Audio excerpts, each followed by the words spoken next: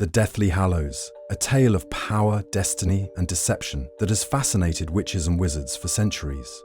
3 objects, the Elder Wand, the Resurrection Stone, and the Invisibility Cloak, each a marvel in its own right, but together, a legend, a temptation, a curse. And yet they were never meant to be together. In fact, the very idea of uniting them is a contradiction of the magic they represent. But why? To understand, we must go back to the source, the heart of the legend itself, the tale of the 3 brothers. The wizarding world knows the story well. 3 brothers, 3 gifts from death itself. Antioch Peveril, hungry for power, claimed the Elder Wand, only to fall victim to his own arrogance. Cadmus Peveril, consumed by loss, took the Resurrection Stone, only to succumb to despair. Ignotus Peveril, wise beyond his years, chose the Cloak of Invisibility and evaded death for a lifetime. A children's tale, some might say, but those who know history recognize the deeper truth. These objects existed, and so did the folly of seeking them all.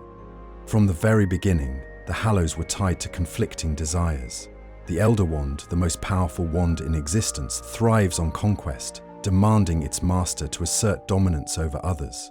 The Resurrection Stone is steeped in sorrow, an artifact of longing that offers only illusions. The Invisibility Cloak, however, stands apart.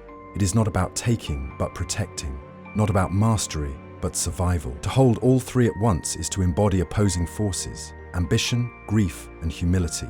Such a balance is unnatural, unsustainable. The pursuit of the Hallows is not a journey to strength, but a descent into ruin.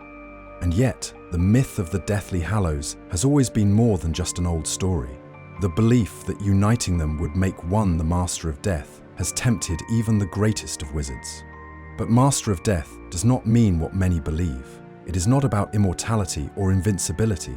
It is about acceptance, the wisdom to understand that death is not a foe to be defeated, but a reality to be embraced. Those who seek the Hallows for power are doomed to fall, just like the Peveril brothers before them. But what of Harry Potter, the boy who unknowingly possessed all 3? Unlike those before him, Harry never sought to command death, nor did he desire dominance. He won the Elder Wand not through violence, but by an act of defiance. He used the Resurrection Stone not to cling to the past, but to find the courage to move forward. And he never exploited the Invisibility Cloak for personal gain. It was a shield, never a weapon. And therein lies the truth. The Hallows were never meant to be together in the hands of those who wish to control them. They were meant to be chosen by those who understand their true purpose. The idea of uniting the Deathly Hallows has long been a dangerous fantasy, one that has led wizards to obsession, madness, and even death. But the reality of their separation was no accident. Each Hallow was designed, whether by fate, by death itself, or by the hands of the Peveril brothers, to serve a singular purpose, and to bring them together is to misunderstand their nature entirely. The Elder Wand, in particular, is the greatest contradiction of them all. It does not belong to its master. Rather, its master belongs to it.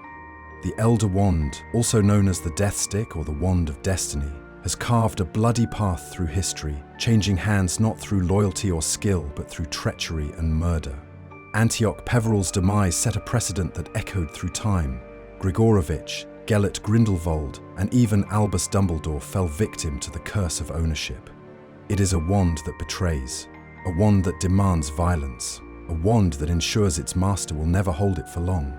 The idea that it could ever be wielded alongside objects as different as the Resurrection Stone and the Cloak is not just illogical, it is impossible. The Resurrection Stone, by contrast, does not call for bloodshed, but it does demand sacrifice. Cadmus Peveril, so desperate to reclaim what was lost, found himself trapped by his own grief, unable to accept that the dead are not meant to return. The stone is not a gift, it is a cruel trick, offering only echoes of the past. In the hands of Voldemort, it would have been a tool of control, raising an army of the half-living, tethered to his will.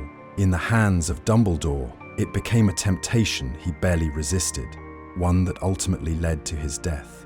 Even Harry, who alone wielded it wisely, did not use it to defy death, but to walk towards it. The stone is not meant to be a weapon, nor is it meant to be held forever. It is a lesson, one that most never live long enough to learn. And then there is the Invisibility Cloak, the quietest of the Hallows and yet the most powerful in its own way.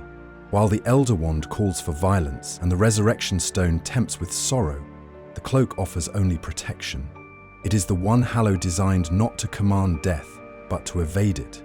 This is why it stands apart from the others, why it is the only one that can be safely passed from one generation to the next. It is a shield, not a curse, and yet, despite its power, no one has ever tried to steal it, to conquer with it, to dominate the wizarding world using its abilities. Why? Because those who seek power do not seek to hide, and those who truly understand the cloak's purpose know that it is not meant to be taken, it is meant to be given. These contradictions are why the Hallows were never meant to be together. To hold them all at once is not a path to immortality or greatness. It is a contradiction in magic itself. No one wizard, not even the most powerful, can truly balance the forces they represent. And those who try are doomed to fall. The folly of uniting the Hallows is not just a matter of conflicting magical principles. It is a reflection of human nature itself. Those who chase after the Hallows do so with different intentions, but the result is always the same: destruction. Grindelwald, perhaps the most infamous seeker of the Deathly Hallows, believed that possessing them would grant him the power to reshape the world. And yet, despite all his knowledge, despite his mastery of wand lore, he only ever possessed one, the Elder Wand. Even he, with all his ambition, never managed to wield all three, because he misunderstood the very thing he sought. Power alone does not make one the master of death. Dumbledore, who was perhaps the closest any wizard ever came to understanding the Hallows, learned this truth the hard way. As a young man, he and Grindelwald were captivated by the legend, convinced that the Hallows could be tools for the greater good. But Dumbledore, for all his brilliance, could not escape the inevitable consequences of trying to claim them. The death of Ariana Dumbledore was the price he paid for his ambition, a reminder that the Hallows were not meant to be used together. It was a lesson that stayed with him for the rest of his life, one that shaped his choices when he finally came into possession of two of them, the Elder Wand and the Resurrection Stone. And what did he do? He refused to unite them. He understood that to wield all three was not a path to victory, but to ruin. But if Dumbledore, the greatest wizard of his age, rejected the pursuit of the Hallows, why did Harry succeed where others failed? The answer is deceptively simple. Harry never wanted them. Unlike Grindelwald, he did not seek to rule. Unlike Voldemort, he did not seek to conquer death. And unlike Dumbledore, he did not seek to correct the past.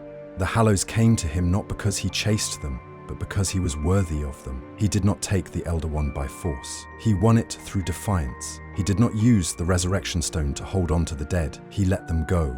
And he did not hoard the invisibility cloak. He used it to protect, as it was always meant to be used. This is the great irony of the Deathly Hallows. Those who seek them for power will never truly possess them. The Hallows do not belong to the ambitious, nor to the greedy. They are not meant to be weapons, nor symbols of dominion. They are tests. The Elder Wand tests one's understanding of power. The Resurrection Stone tests one's acceptance of loss. And the Invisibility Cloak tests one's wisdom in knowing when to step aside.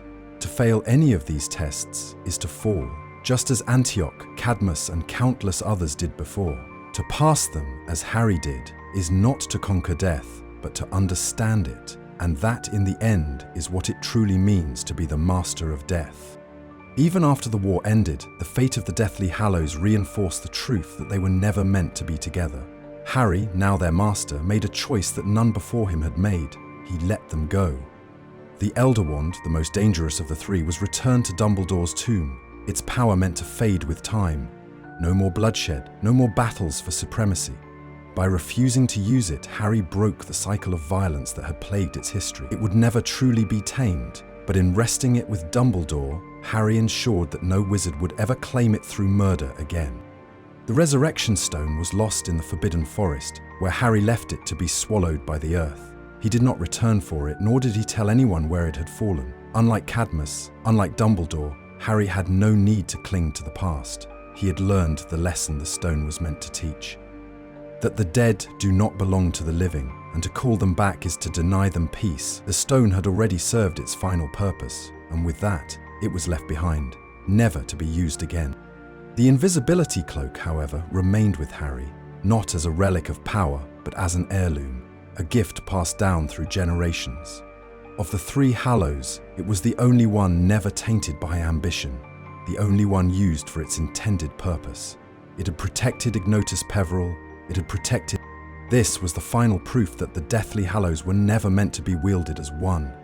Those who tried, Antioch, Cadmus, Grindelwald, Voldemort, were undone by their own desires.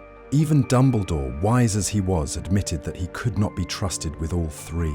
It was Harry's lack of desire for them that made him their true master. And yet, his first act as their master was to ensure they would never be reunited again. In separating them, he did what no one before him had done. He broke the illusion that they were ever meant to belong to one wizard. The Deathly Hallows were never a key to immortality, nor a path to ultimate power. They were always a warning, a cautionary tale wrapped in legend. Their magic was never meant to be controlled, and their existence served as a test for those who sought them. In the end, the true master of death is not the one who possesses them, but the one who understands that death itself is not an enemy to be defeated, but a journey to be accepted. And so the legend of the Deathly Hallows remains just that, a legend, a story whispered among wizards, a tale passed from generation to generation, warning of the folly of power, the danger of obsession, and the wisdom of humility. Though the Hallows once existed in the same world, they were never meant to share the same path. They were scattered not by chance, but by design, their very nature resisting unity. Those who sought to wield them together fell into ruin, while the one who finally held them all understood their greatest truth. They were never meant to be possessed, only understood. Harry Potter's story was never about power. It was never about conquering death or mastering magic beyond all others. It was about choice. The choice to turn away from greed, the choice to reject the thirst for control, and the choice to accept the one truth that every wizard must face. Death is not a curse. He did not keep the Hallows for himself, because he knew they were never meant to be kept. He did not wield them as a set, because he knew they were never meant to be together. He was the only wizard who could have united them, and the only wizard who never truly tried. In the end, the Hallows did not make Harry great. His choices did. He chose to walk into the Forbidden Forest, knowing he would die. He chose to lower his wand, to show mercy, to fight not for glory but for love. And when faced with ultimate power, he chose to relinquish it. That is why he lived. That is why he endured. That is why he and he alone was the true master of death, not because he held the Hallows, but because he let them go. And so they remain where they belong, scattered, hidden, unreachable, the Elder Wand entombed, the Resurrection Stone lost, the invisibility cloak passed down not as a weapon, but as a gift. The legend of the Deathly Hallows endures, but its lesson is clear. They were never meant to be together, and for those who still seek them, let them remember this. The Hallows do not belong to any one wizard. They never have. They never will.